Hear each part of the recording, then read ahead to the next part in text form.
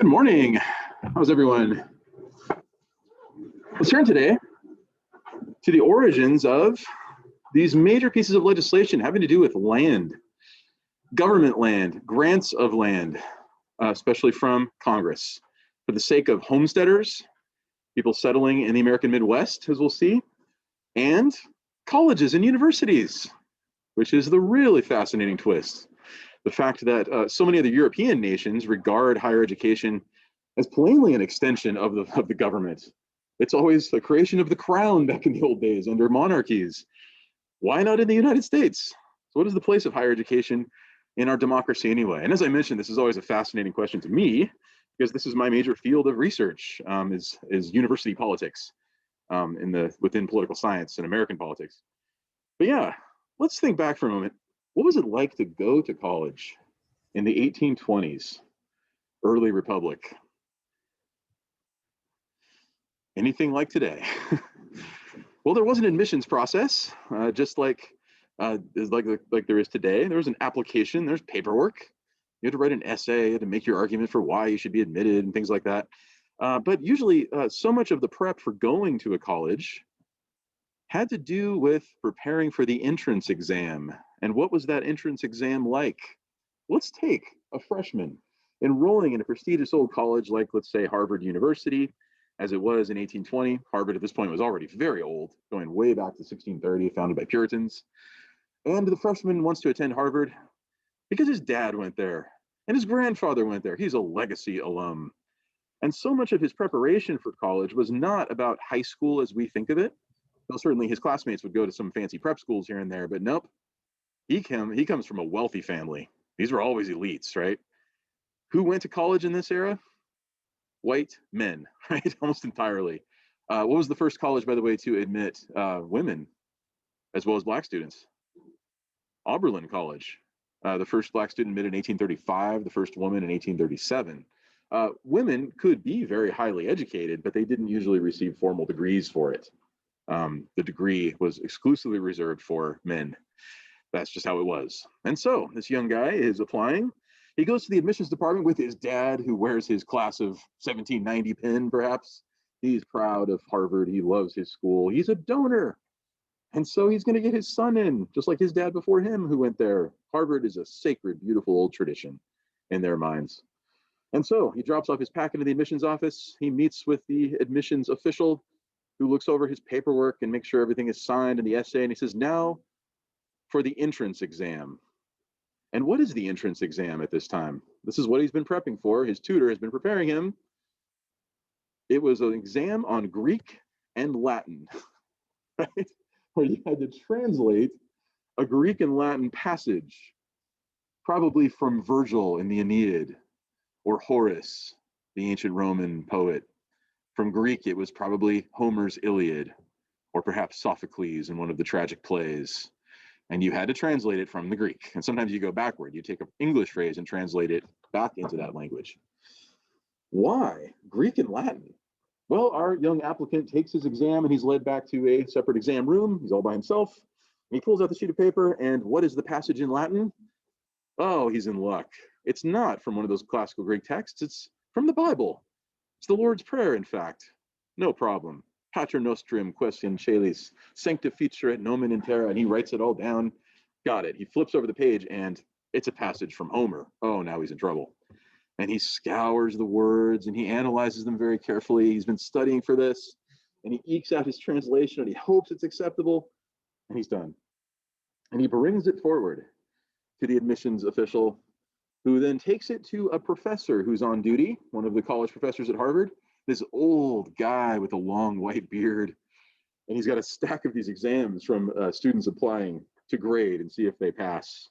And he watches through the window way in this back room as he sees this old professor take out a red pencil, and he starts circling and circling. Oh no, I'm not going to pass. And then he passes it back to the official who brings it forward, and he says, congratulations, you did pass. And he looks at his entrance exam, and it's just covered in red circles. How's that possible? And all of a sudden it hits him. I'm being admitted because my dad's an alumni. My dad's an alum. So the pressure is on to perform as this legacy alum. The fall semester begins, and what is it like? Students file into the classroom, and these fine mahogany desks and wood floors and bookcases all around, and the professor comes in, and he's wearing his regalia. He enters from the front of the classroom on a side door. He ascends a podium. He passes out the syllabus, which was printed there on site in the big printing press on site. And it's a Latin class, or it's a Latin and Greek class. We will study the classical language. You have already entered the university on condition that you can do this in the entrance exam, but we will study it further here. More of this? His other classes involve lots of geometry, lots of arithmetic and algebra, really, really strenuous language and math your first year of college at Harvard. And it's grueling and it's hard. But you're all in it together, and every single student is doing exactly the same thing. Will you choose a major? Will he choose a major a couple years in 1820? No, there are no majors. There's one liberal arts classical curriculum, and it's hard. By his junior year, he will transition out of the basic stuff of language and math and this ordering of the mind, and then he will turn to moral philosophy and some political philosophy and American documents like the Constitution and the Federalist Papers. By his senior year, though, he will study what has been studied at Harvard since way back in the 1600s and really at every college since the dawn of colleges: theology and the Bible. He has no intention of going into the ministry. He wants to do something else, probably business like his dad, but still, religion is the capstone experience of a Harvard education in 1820, as it was at all the old-time colleges. But of course, what's his real emphasis? What is he most concerned about? His friends, the tight network of friendships that he will make. And those friendships will be forged in the fire of study. They will be learning Latin and Greek and geometry together, late nights, studying in study groups, getting through it, getting ready for the next exam and the next exam. Because in class, what will the professor do? He will randomly call on students to stand up and recite a passage from the Greek or Latin text. Or he'll randomly call on a student to come up to the board and prove one of the geometric theorems from Euclid. We should try that in this class. What do you think? No, I'm just kidding. But yeah, the sort of always on your toes, always putting you on the spot. That was the way it was. Why was it so hard? Why was it so strenuous? And probably the most shocking of all were these seniors known as hall monitors, who had the right to stop you in the hall, grill you with questions, harass you, and haze you. And some guys just really couldn't stand it, but others found it kind of exhilarating. Like, what if I can make the hall monitor laugh? What if I can overcome his tyrannical impulses? And realize too that one day you too will be a hall monitor and you'll get to harass the incoming class of freshmen. But yeah, the friendships, the study, but of course, sports, a major distraction. And the old guard would just kind of put up with it because it was part of college life, knowing though that it was always distracting them from their studies, which was most important. But then the weekend comes, right? And it's all about the boozing and the partying and just goofing off with friends. What a formative experience this is. I mean, what an interesting American tradition that's still very much with us. Changed in a lot of ways, right?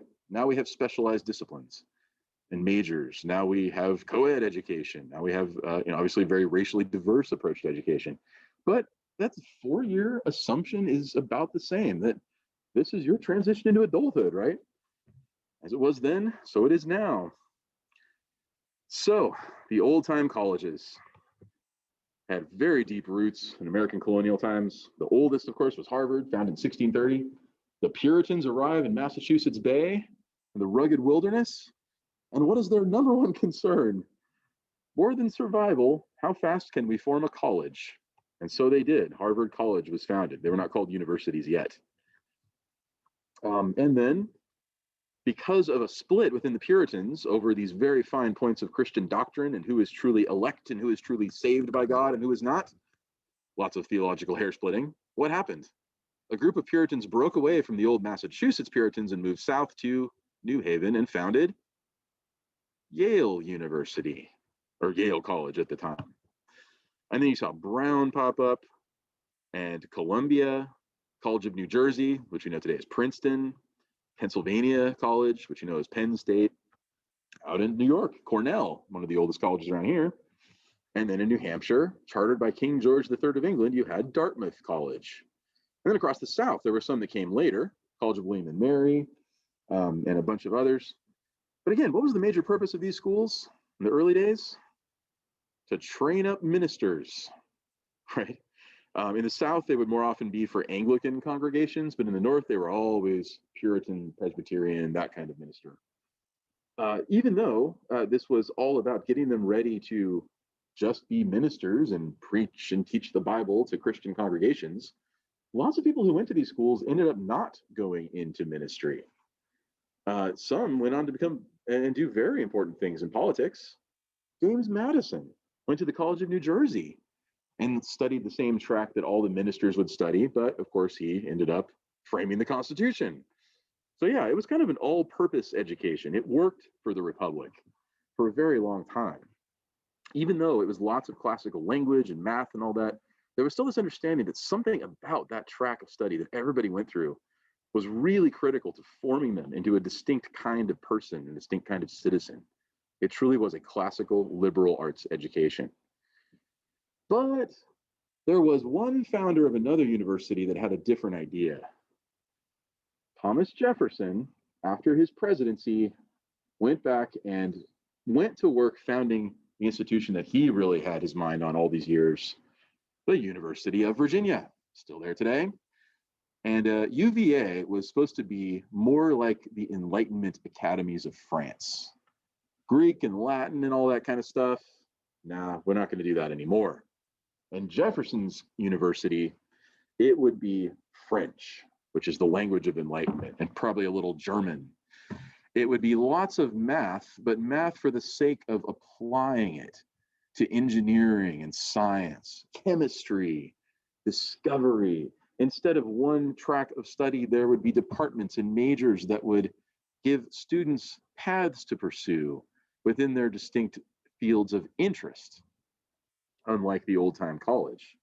This, Jefferson was sure, was the college of the future, and he was right. But because of UVA, there was some pressure on all the other colleges to go along with this kind of model.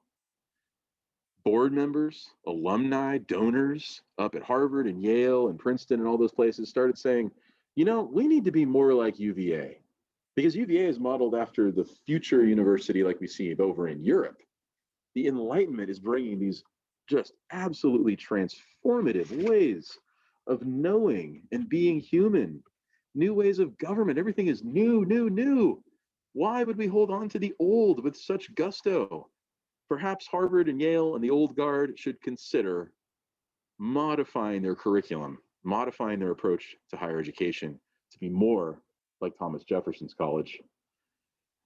To which the faculty of Yale said, what? I had you read for today. Responding from pressure from donors and alumni and board members even. What did the faculty of Yale say in the famous Yale report from 1828? Are they going to go with the flow? Absolutely not. Why? Well, here they give their reasons. This is a really fascinating document in the history of higher education, but it actually says a lot too about the relationship between these institutions and Congress. What do they say? Well, to answer this question well, you must first establish what? As you read it, you can tell they're professors, right? First of all, some would say this, some say that. On the other hand, right, it's a very academic way of talking. But no, they take a very hard line on their position. They're not going to budge. The faculty of Yale say, first we must establish what? Page 30. Which you read diligently. Yes.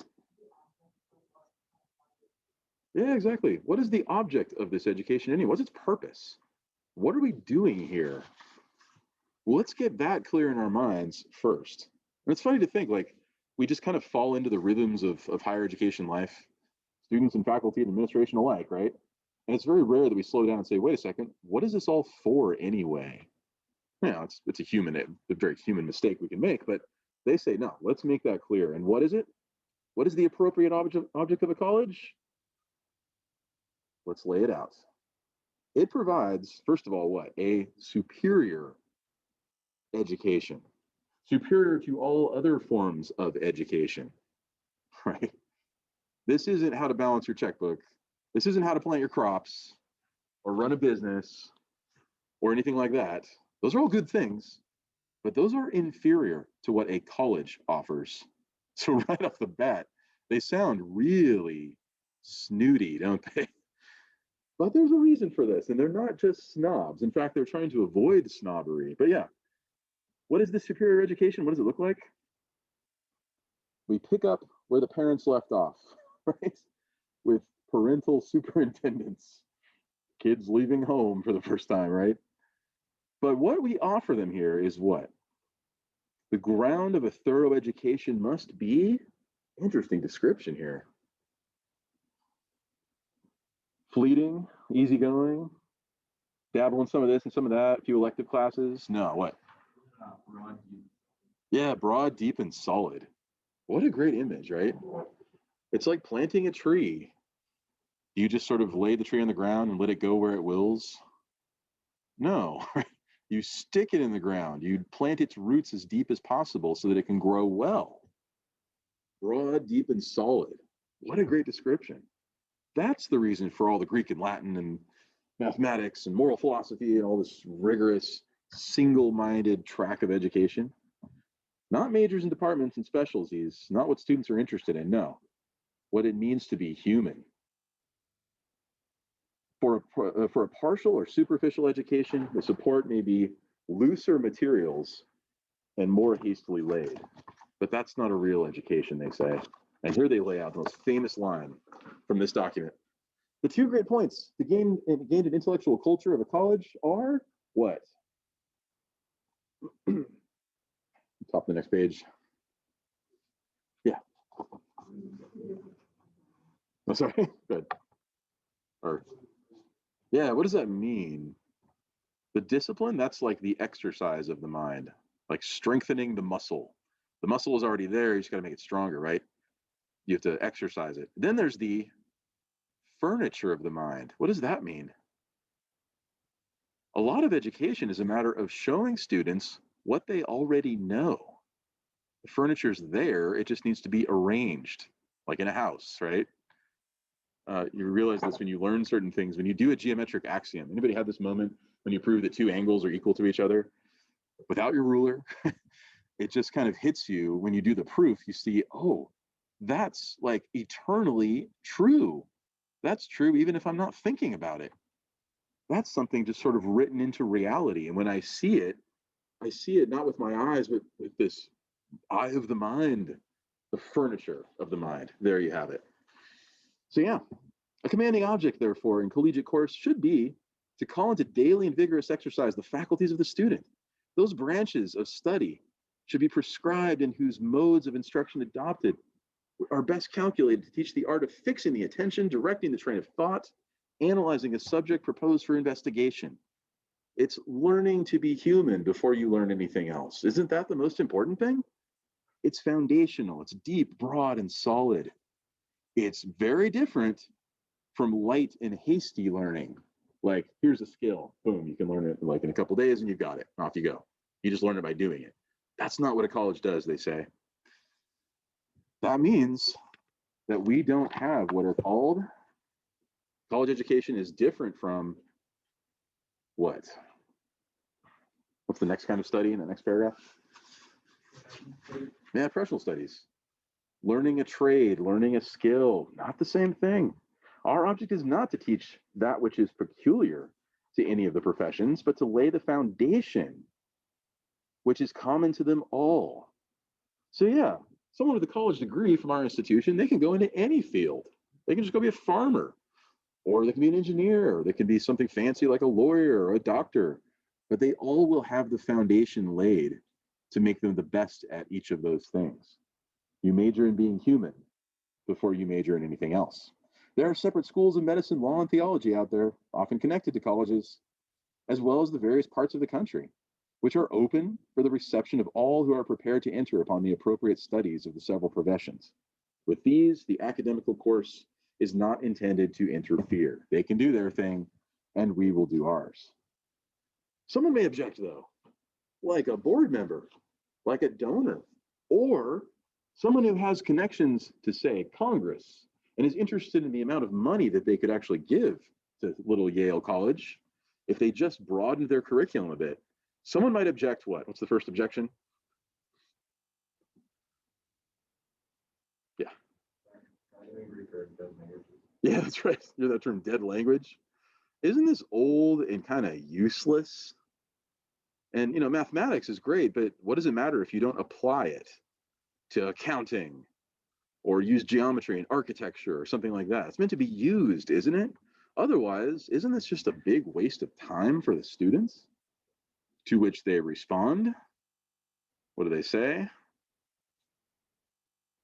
No. Oh, yeah, sorry. How do they respond?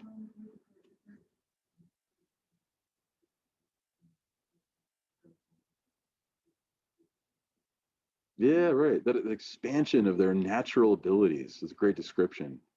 And again, you can do practical things later. All we have at Yale, like every college, right, is 4 short years. It goes by so fast. I mean, 4 years, right, is just a blip. Think of a 4-year-old child, right? Think of a 4-year presidency. It's just like, boom, it's just over instantly. We just get that one moment in the lives of these students to try to shape their minds into something. And then later, sure, they can go down all kinds of other avenues and explore this and that and specialize and everything, but not while we have them. Otherwise, what are we teaching? Not a broadening, but a narrowing of habits of thinking. We are limiting their view of the world. No, we intend to offer general knowledge to all, and all will take the same classes. Professional studies are therefore excluded. What a college is for the sake of liberal studies, liberal meaning the education of a free person. So, what's another objection? Is this, by the way, is this a complete education? Like, do you learn everything you're going to know through the course of a college experience? No, it's just the launch. It's just the beginning. The typical college graduate will go on to be a lifelong learner. We just give them the tools, the furniture and discipline of the mind to advance knowledge throughout their life. It's only the start. It's the cornerstone, right, of a building. You've got to plant that first and then build the rest around it. Okay, then what is the value of your degree? Someone else might object. How do you measure the value of this? What's the quantifiable value of a college degree where all the student has done is Greek and Latin and math and moral philosophy? We talk about measurements in education all the time today, right? How do you measure this? Can you measure its value in terms of numbers and quantity? Are the most valuable things measured in terms of numbers? What do they say? Yeah, why not? Because the most valuable things you can't put numbers to. It's not understood in terms of money or test scores or anything like that. It's an organic thing. It's understood as more philosophic development of the human person. And so for that reason, it's this foundational learning. All the value you understand in terms of dollars, that comes later. There is pressure, though, coming from board members. They acknowledge their critics here. There's pressure coming from politicians, even people in Congress, as we'll see, saying, hey, why don't you just open up your college to a broader array of applicants and draw more people by offering specialized disciplines? Look at the money that you're turning down by not doing that. You could quadruple the size of the class, the size of the student body at a place like Yale if you just opened up to this. And government, state, and especially federal, maybe Congress might be interested in investing further in Yale and other colleges. So why not? And how do they, sorry, it's killing me. Why not? Maybe it'll turn back on. What do they say? Look at all the money on the line. Look at all the public investment that's waiting for you. They said, if we did that, what would happen? We would find ourselves servants of the state and of political power. Yeah. Yeah, that's right. That sort of philosophic value of the degree would completely decline. I don't know why it's doing that. The projector didn't even turn on in my last class. Okay, I'm not going to touch it. So, yeah, that's right. The value of the degree would not mean the same thing, and we would not have a college anymore. It could call itself a college, but it would not be. It would be a technical institute, it'd be a trade school, but those are different kinds of institutions. And that's fine if people want to pursue that education. It's very good. That's not what a college is. No, they take a hard line in the end. A college is for the few. It's for the elite. They're really kind of snobbish, aren't they? This is troubling, especially in a society that loves and pursues democracy and equality. But why? They say, look, there will always be elites. Elitism is the natural thing. You always get people who rise to the top of society. The question for the college is, what do you want your elites to be? Do you want them to just be the rich?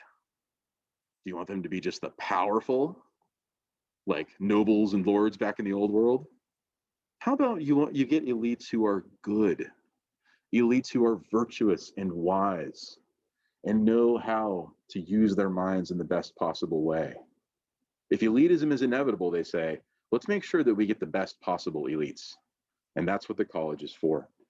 Our Republican government, it says, expects a certain level of enlightenment across American society, that every single citizen has a certain degree of education, basic literacy. But most of what that education is covered by homes. It's covered by red brick schoolhouses for children that teach them how to read and write. And that's all they really need. A college, though, is meant to transmit knowledge from the past to the few in the future, to summon the greatest wisdom for the new ruling classes. And they say this in 1828, when Andrew Jackson is running for president, when the rising tide of American democracy and the understanding of equality is very, very strong. And they're just in open defiance. Are we going to go with the flow? No way. Now, does this last? Obviously not. It does not last. But some schools hang on for a surprisingly long time. Yale certainly did. Harvard gave in the 1860s under the leadership of Charles Eliot, president at the time, who opened up the curriculum to electives and majors. Johns Hopkins University looked at the German model of the research school with lots of specialized disciplines and was founded in the 1880s in the United States. And then lots of other schools started to follow suit. But there were some of the old guard that hung on for a very long time. There was one little college in upstate New York that did this. Look familiar? Colgate didn't budge for a really long time. Of course, they were founded, you know the story, right? By the 13 founders who each gave a prayer, 13 prayers, $13, in the hopes of founding what they thought would be a little Baptist institute, a seminary for people in the Baptist Christian denomination. That was their original vision. It wasn't called Colgate University or Colgate College until Mr. Colgate came along with lots of money, right? William Colgate, the founder of a soap manufacturer. We know it today as Palmolive, right? They still produce Colgate toothpaste, right? And he put down a whole bunch of money to really grow this little college. And his sons served as on the board of elders later. James Colgate, right up until 1941. You see his portrait in the hallway out there, right? You see the presidents in the hall, in the president's hall across the way. But through all of this, Colgate always understood its duty was the same. We preserve the classical education. Really, really stern about this idea. Clear until as late as the 1940s, when so many other colleges had changed their ways. The last president to stand on this was George Cutton. Gosh, it's killing me. I don't know why it's doing that. What was George Cutton's story? He actually didn't receive a classical education. He didn't really know much about it. All the Greek stuff is just kind of remote to him, but he associated it with elitism. And he wanted to make sure that his college did not cave to democratic pressure of society. And so clear in the 1940s, Cutton had tight admission standards at Colgate. excluded a lot of people and supported that classical way of teaching and learning. And then it started to fall apart through the 1950s. But still, Colgate was really stuck in its ways for a long time. When were women finally admitted? As late as, what do you know? Yeah, 1974, right, was when it finally went co-ed. And then post-civil rights era, it started admitting racial minority students. So yeah, there's a little tidbit. So you can go on the website and read all about Colgate. But it's funny coming from California, where I grew up, nothing in California is older than like 50 years. Everything's so new. Now I'm teaching to schools over 200 years old. That's a really interesting place to be. But that's the university side. There's the Yale report. There's what the professors and the faculty think. There's the struggle over defining an American university in the context of democracy. What about the public side? Several prominent public figures had insisted that we really should consider some kind of public university system. And among them, of course, was George Washington. In his address to Congress in 1790, he laid out a plan for a national university system that he hoped Congress would invest in. Washington himself never received that kind of education, but he still valued it, and he really thought it would be a worthy investment from American society. A friend of his, a very wealthy benefactor who was very interested in science and technology, Mr. Smithsonian, offered to put down an initial $500,000 grant of his own money for a college that wanted to become one of these universities. Any takers? Yale, Harvard, Princeton? Nobody. Nobody wanted his money because the condition of receiving that money was to make that modern university transition, and they just didn't want to do it. So it went nowhere. Still, though, sorry, I don't know why it's doing that. Congress did think ahead about education, maybe not investing in existing institutions, which had their old religious purpose in the colonial days. But what about out west? Remember the Northwest Ordinance? It actually had a provision for investing in colleges and education, along with, barring slavery from the territories. That was its other major provision, as well as encouraging religion, right? And so because of the Northwest Ordinance, Congress incorporated this into federal law after the Constitution was ratified, and Congress put a bunch of money down for frontier colleges. The first one was, of course, American Western University. We know it today as Ohio University, still there. And then came several others, state universities popping up all over the place, as well as territorial ones funded directly by Congress. Extremely low budget institutions. They didn't have fancy research facilities or anything like that. And they did pretty much what the old time colleges did. Ancient languages, math and geometry, and moral philosophy. Mandatory chapel attendance, right? Just like the old schools, deeply religious, even though they were publicly funded. But still, this was a step in a whole new direction. But what about the old time colleges? Before it was the temptation, the allure of Mr. Smithsonian's money, the possibility that Congress might give funds. But then it happened in the state of New Hampshire. What's the college in New Hampshire? Originally chartered by King George III of England as a show of goodwill toward the colonists as the revolution was breaking out. "You're still my subjects," George said. Of course, it didn't matter. But he wrote the charter for Dartmouth College in upstate New Hampshire, still there today. And then something really unusual happened within Dartmouth soon after the American Revolution. There was a split in the faculty over these fine points of Christian theology, and a group of faculty were fired because they did not agree to an official doctrinal statement. This is a lot of hair splitting and seems kind of silly, but people took it very seriously at the time. Well, some of that faculty went and ran for office in the New Hampshire state legislature to get their revenge against the college that fired them. And so they proposed a bill and got the rest of the legislature to vote on it, a bill that would incorporate Dartmouth College into the state government of New Hampshire. And the board and the remaining faculty were really up in arms about this. You cannot do that. You cannot force us to become a state institution. The board of directors runs this institution, and that contract was made with the King of England back in the day. And so we demand our independence from the state of New Hampshire. But the king is gone. The contract is broken in the revolution. No, the contract still exists for the governance of this university between the board and the president and the faculty. And this case went to the US Supreme Court. Dartmouth College v. Woodward in 1819. And in defense of Dartmouth College, its most famous alum and attorney named Daniel Webster, who we talked about earlier, was summoned to defend his alma mater in the US Supreme Court. And he got up and laid out the arguments for the independence of the college as a sacred institution, not unlike a church. You wouldn't want the state meddling with the church, would you?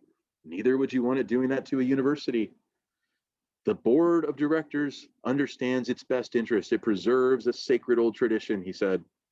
And at the end of his beautiful speech, remember Webster was known for these just dazzling speeches, he paused and he looked up at the judges on the Supreme Court, which included Chief Justice John Marshall, and he got kind of teary. It is a small college, sir, but there are those of us who love it dearly. And then he sat down. Woodward and the state of New Hampshire made their case, but it just wasn't as moving. And supposedly, Chief Justice John Marshall wiped away a tear. This is not law decided according to objective rules of legal logic. This was a lot of emotion. But who won the case? Webster did. And the reasoning was a contract is a private agreement between parties. And universities, colleges like Dartmouth, are protected by contracts. And so this established a very important rule that we still see evidence of today of academic freedom. Universities are incredibly independent institutions, even ones that are publicly funded, state universities.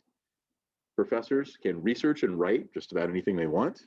Nobody oversees how they teach, except sort of within their department, the review process and promotion. But nobody is really fired for the way they teach. That's an incredible amount of independence, isn't it?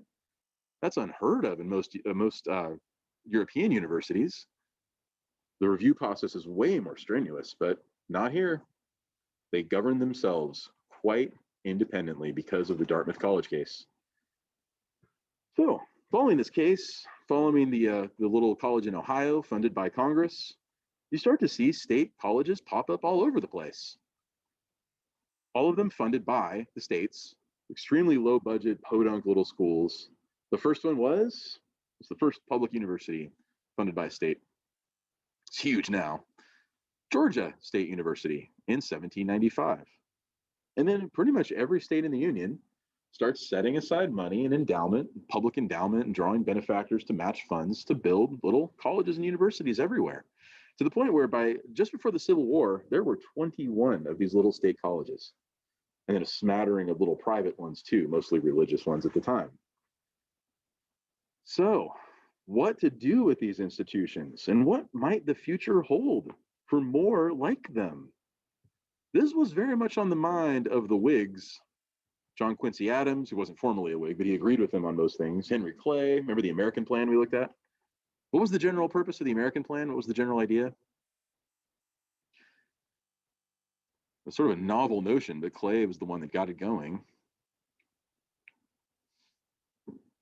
Should government just have a minimal role, or yeah?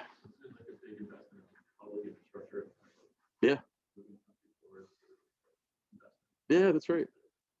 Yeah, private investment is one thing, but right, public investment, that can create a lot of progress and commerce. Of course, for most of the time, what were the Whigs talking about? Roads and canals, right?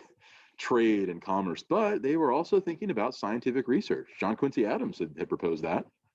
And what that meant was investment in colleges and maybe universities like the ones you see over in Europe.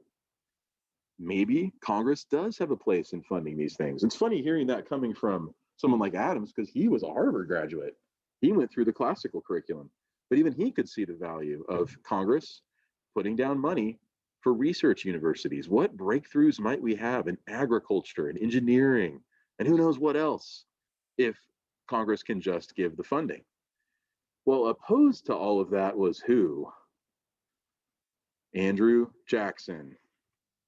Jackson, of course, never went to college. It's not even clear he went to grammar school. It was rumored that Jackson believed the world was flat. Just rumored. Maybe he thought that, who knows? But Jackson had absolutely no support for this degree of public investment. Of course, he defeated John Quincy Adams in 1828, just as the Yale report was written. He opposed Henry Clay and all of his efforts to advance his American plan, and every subsequent Democrat did too. So even though they asserted broad federal power when it came to nullification of federal laws with John Calhoun and that kind of thing, they really backed off when it came to infrastructure and public investment. And of course, universities, no way.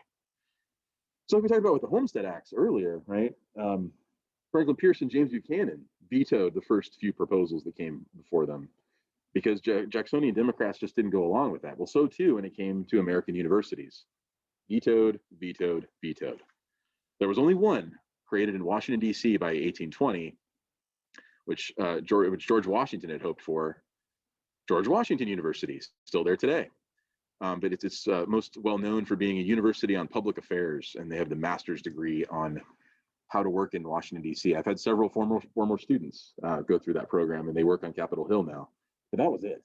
The federal government was not going to fund any more of these things. George Washington University, a handful of state schools out in the, or territorial schools out in the frontier, but no more. But then what changes? Like we saw last time with Homestead legislation that had been vetoed over and over again, you get a very different president by 1861, and his mind is wholly concerned with preserving the Union, right? All this domestic policy stuff was not very much on Lincoln's mind. But post-Lincoln, Republicans and then Northern Democrats start to reconsider their position on the notion of public investment. They start to think maybe those Whigs had a point. And then came a really interesting professor who was the first college professor to approach Congress with a plan for public investment in higher education.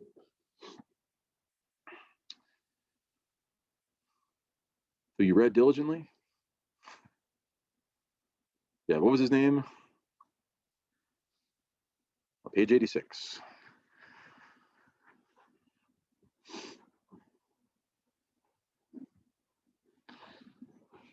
Remember that reading quiz? Should we have another one? Yeah, sorry. No? Testified before Congress, departed from the ranks of his fellow professors who all sang the tune of the Yale report all the way through the 1860s, all the way that late. Nope. University education is sacred and separate. And this guy suddenly goes a whole different route. Yeah. Yeah, that's right. Good job. Jonathan Turner. Originally at Cornell in New York, classics professor himself, but he turned his back on all of that. Moved to Illinois to work in the early Illinois State University, funded by the state. Podunk little school, but he looked around and he saw how shabby it was, and yet he saw so much potential. If only the federal government would pour money into this and maybe match the funds that the state of Illinois was paying into it. What could we do with a place like Illinois State? The buildings we could build, the facilities we could develop, the enrollment, the massive amounts of students we could bring in, and we could train them in all kinds of practical skills in agriculture and industry and engineering. And we can keep the classical stuff around for students who like that. It's all up to them after all, isn't it?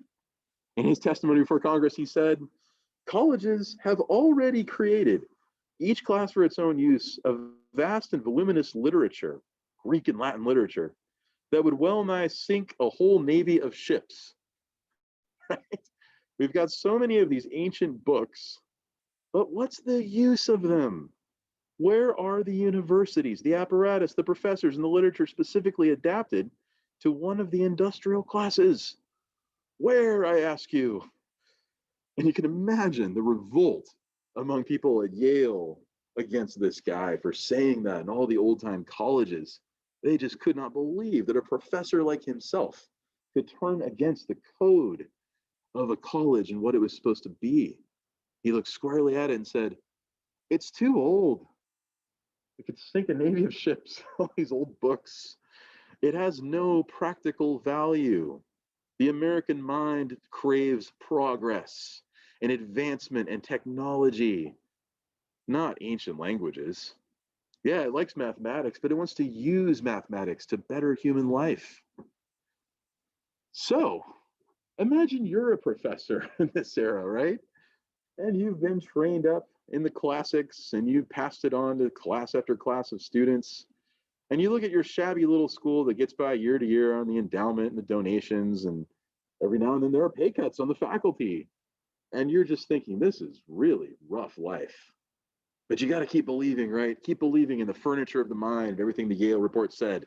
And then you hear Turner's presentation, and your instinct is to say, he's crazy. He's a traitor against higher education. How dare he say this? But then you think about the money that could be pumped into your little college if you just hired on some engineers and some accountants and some business and marketing people and some this and that. Wow, that would be really nice financially. And you could just keep right on teaching your Greek and Latin the way you always have. What would you do if you were one of those professors? Do you stand on principle or do you take the money? What would I do? I have no idea. I like to think I'd stand on principle because I'm a principled that way. But gosh, all that money, millions of dollars from Congress to match state funds.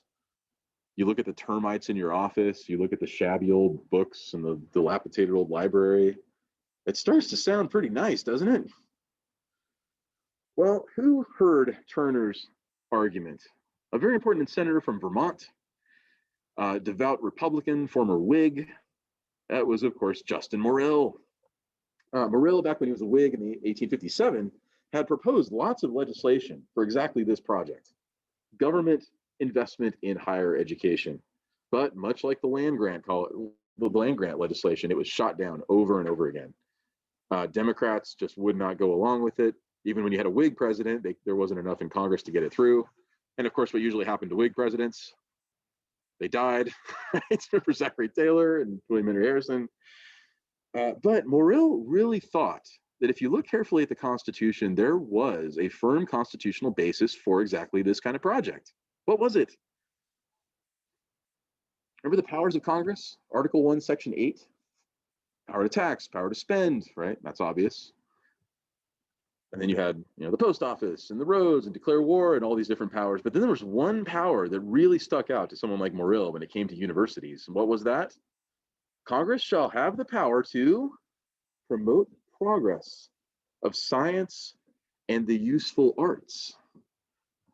Now, that's part of the clause. I left off the other part. What does the rest say?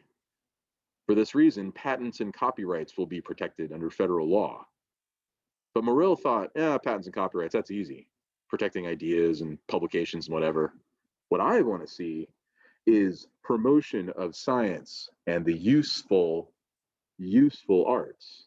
Doesn't that seem to indicate the need for a university funded by the federal government? And so he proposed his plan, first in 1857 when James Buchanan came to office. This bill, he said, the preamble of the bill itself, the endowment, support, and maintenance of at least one college in each state where the leading object shall be, without excluding other scientific and classical studies. You can keep the old classical stuff around, it's fine.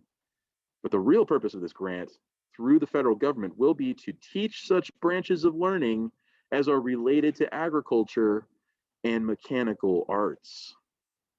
This will be of benefit for the industrial classes, which includes everybody, not just the elites at the top in the little colleges, but everybody can have access to this learning in the several pursuits and professions of life, Morrill argued. Well, true to his principles, like we already saw, what did James Buchanan do when it arrived on his desk? He vetoed the land grant bill. He vetoed the college bill too. Grumpy old Buchanan, right? But then, like we said, Abraham Lincoln won. When Lincoln came into office, he only had one thing on his mind, which he says in his inaugural address: I do not consider it necessary to present for me to discuss those matters of administration about which there is no special anxiety or excitement. So in other words, what is his mind focused on? Southern secession and civil war. But notice when he says this, it means he is aware that there are some really important pieces of legislation on the table. When we come back, let's consider the successes that these guys finally had with a Lincoln presidency. And let's also, there's one presentation I meant to get to, but we'll talk about the Capitol Dome. I think one of you had that one. We'll do that on Friday. Sorry about that. Have a wonderful day. Go love your college. And I'll see you all on Friday for the rest of the story on land grants and colleges. Thank you, Professor.